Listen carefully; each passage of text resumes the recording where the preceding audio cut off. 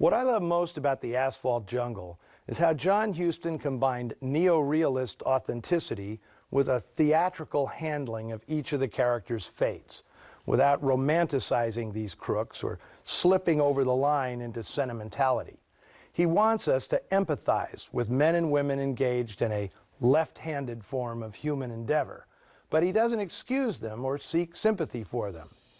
As emotional as the ending is, and it breaks me up every time I see it, I always think to myself, welcome home, Dix. You made your bed, now you get to die in it. The Asphalt Jungle was a landmark in the history of heist films. When Hollywood had previously made movies about professional thieves, most often they were high-toned Robin Hood-style rogues like Arsène Lupin, or crooks played for laughs like Edward G. Robinson plotting a big bank job in Larceny Incorporated.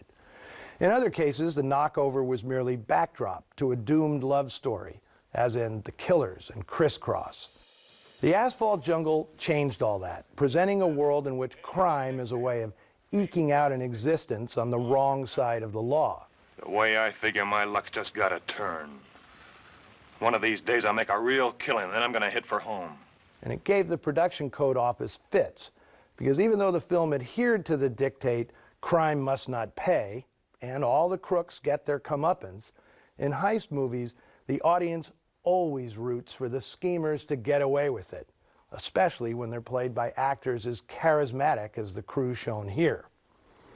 Today, long after the artistic movement we call film noir has morphed into many different permutations, heist films are still a thriving genre unto themselves.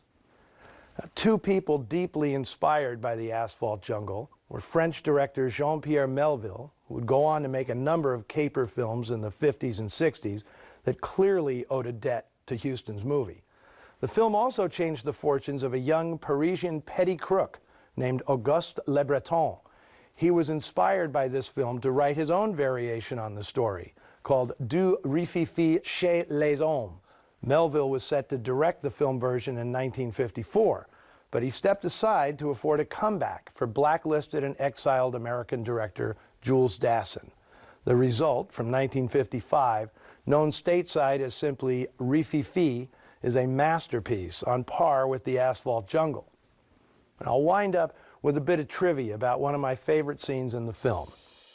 Doc Riedenschneider's karma came in the shapely form of young Helene Stanley, who under her real name, Dolores Freymouth, was part of a popular teenage dance group known as the Jivin' Jacks and Jills. The Asphalt Jungle was one of the rare times she appeared as herself on screen. More typically, she was a model for artists at Walt Disney Studio. It is Helene Stanley enacting all the live-action moves that would bring Cinderella and Sleeping Beauty to life on screen. She certainly was animated enough for poor old Doc. Now, while we're awaiting next week's offering on Noir Alley, the terrifically dark melodrama Nora Prentice, starring Ann Sheridan and Kent Smith, be sure to check in with us on the Noir Alley Facebook page and Twitter feed. And until then, remember, one way or another, we all work for our vice.